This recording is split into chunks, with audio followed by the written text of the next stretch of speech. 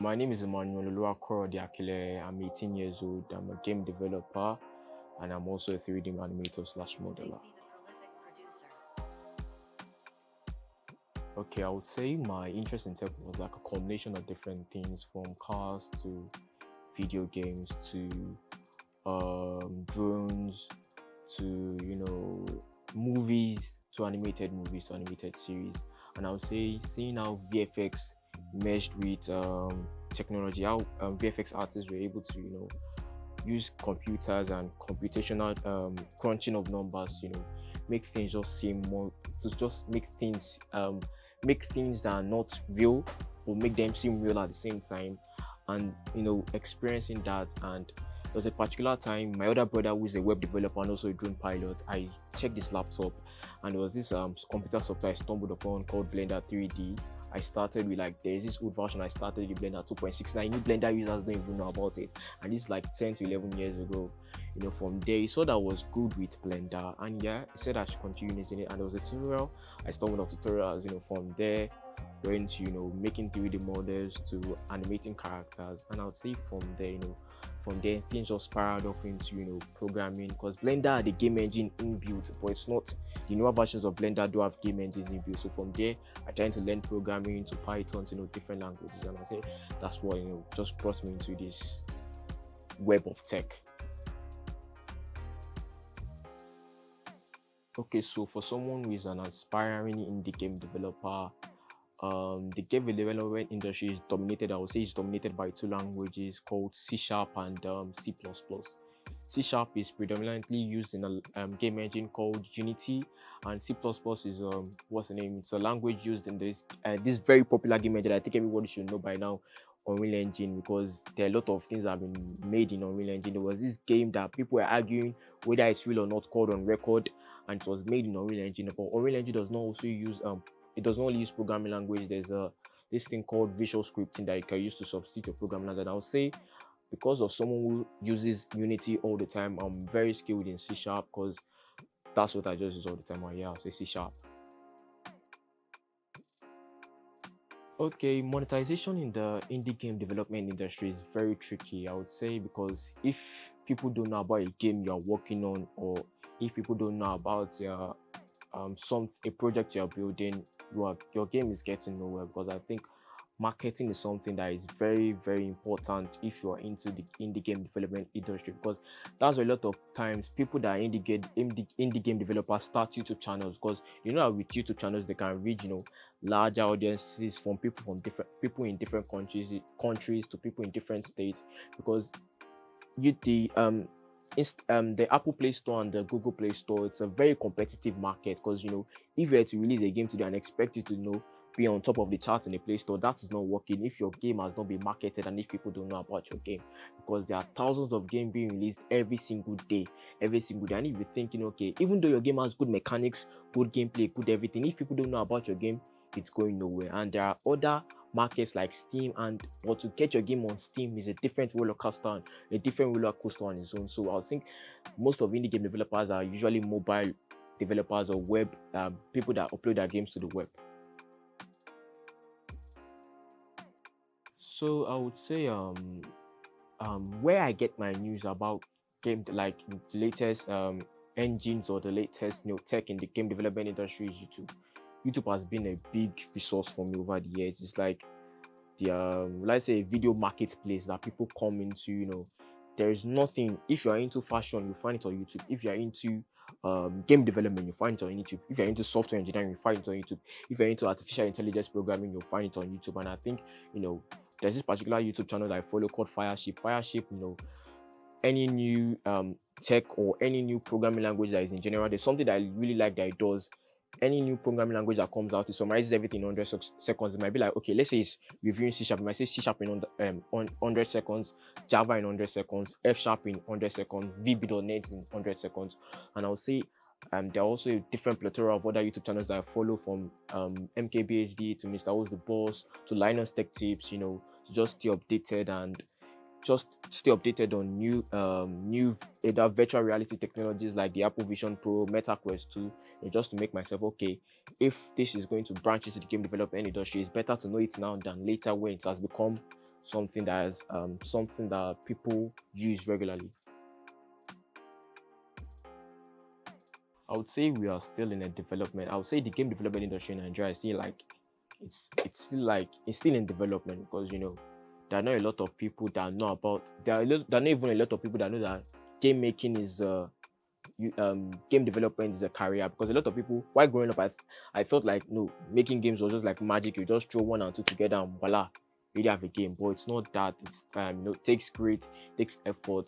And if you grew up in Nigeria, you know that most Nigerian parents, I won't say all, because my parents didn't even tell me become a doctor, and I'll think most Nigerian parents, either you become a doctor, become a lawyer, become an engineer, become an architect or something, all these traditional routes of becoming or of getting an employee, but they are not really exposed to okay, you can become a VFX artist, you can become an artificial intelligence programmer, you can work with all. There are different aspects in the technological area that can get jobs in. And I would say if people just become more informed, that just information is what a lot of people need, because a lot of people that you don't know, you can develop passion for it, but they are not really informed about it, I would say. And a lot of people that I know some people personally, they're already game developers, okay, they are working into making games, they are working, but it's not as mainstream as you see in other countries, in Europe, in Japan, in different countries.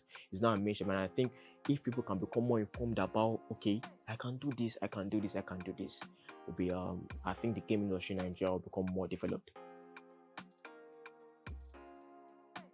I would say I've worked on multiple projects, but this is the thing about indie game development.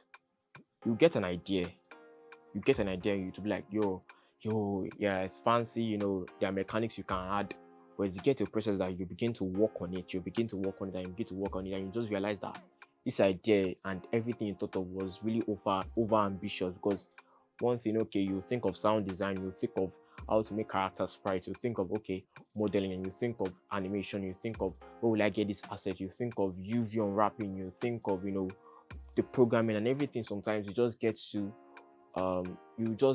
burnt out. There's something we call burnt out. And I think also I have worked on some personal projects, but a lot of them, I get this idea, but I'll stop them. Get this idea, I'll stop them. There was one I was working on for a while that I have not gotten to release. It was a mobile game, but I've not gotten to release it.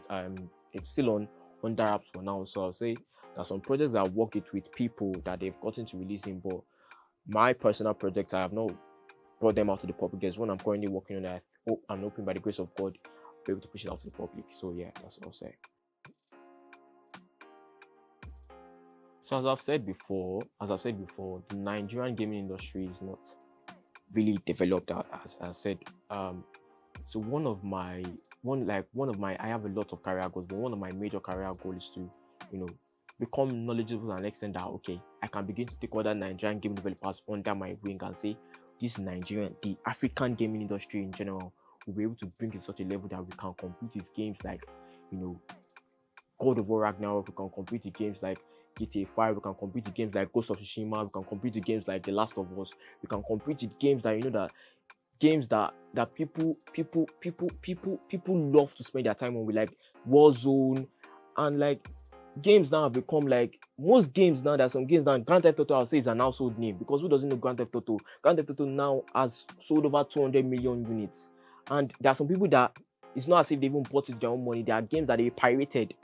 I also pirated Grand Theft Auto 5 when I didn't have money to buy it. So there are a lot of people I know that pirated. So Grand Theft Auto 5, games like that, I want to bring us to to a level that I know that we can compete with the big dogs. We can say that we can bring more revenue and even develop our countries that will not even. And by doing that, we'll bring more Nigerians, because there are over 200 million people in Nigeria. If at least like 10 million people were to okay, they are game developers, they are making games that are bringing at least $1 billion to $2 billion.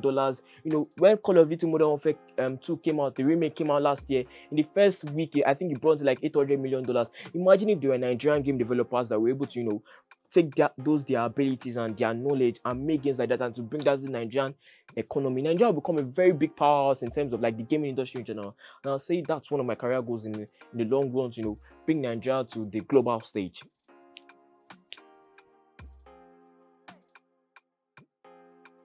So if you're into tech, and not necessarily, it doesn't necessarily have to be, game developing, it doesn't necessarily have to be programming, it doesn't necessarily have to be flying drones or something. I'll just say find a niche and stick with it.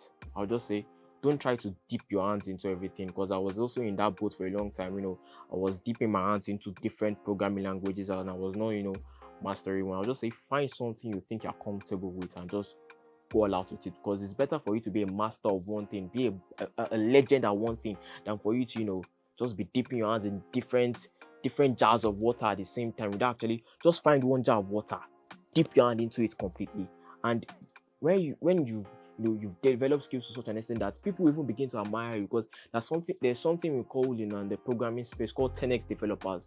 10x developers are people that they can undo the work of 10 other developers. A single person, like the creator of Minecraft, that same person just one person created the entire Minecraft. Minecraft is the second most sold game in the history of games in general. Minecraft, after GTA 5 is Minecraft. Minecraft is played by people between the ages of 8 to 40s to 50s. Old people still play Minecraft, and it was developed by one person. Although there have been new iterations of Minecraft, there's a Minecraft Java edition that people have built upon, but it was developed by one person, and that one person till now, that man is swimming in money. So I'll say just find a niche, stick with it, develop yourself to such an extent that you be comfortable. Somebody cannot come and tell you that, someone cannot come and say you don't know this about your field. You can't tell me that I don't know this about my field, because I have spent time learning this thing. I have spent time from the foundation. I have built myself up. I'm also still building myself. That's why I have not really ventured. I want to get to a stage that game development, I'll become a master game developer, because I want to get to a stage that people can come and meet me. Okay, how do I do this? And I'll be able to use my experience in the industry. I'll be able to use my let's say it's something that is related to C#. I'll be able to say, okay, you can do this. Probably it's how to use a pointer in C#, how to declare variables and stuff like that. Just find something, a niche. If you're into sound design, pick up mics, pick up, if you're into graphics designing, pick up Photoshop. If you're into 3D animation, pick up any 3D software, be it Maxon, Cinema 4D, be it After Effects, be it Premiere Pro. If you're into video editing, you can pick up Final Cut Pro, you can pick up DaVinci Resolve. If you're into it might just be hardware design, you can pick up Arduino. You can learn use C++ to build circuits.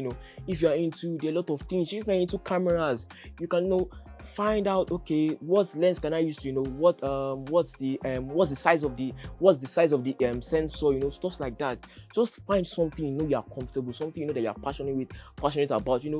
Passion sometimes you don't come with passion inherently. Sometimes you can build passion about something, so you can just find something and stick with it. Yeah, so that's what I'll say.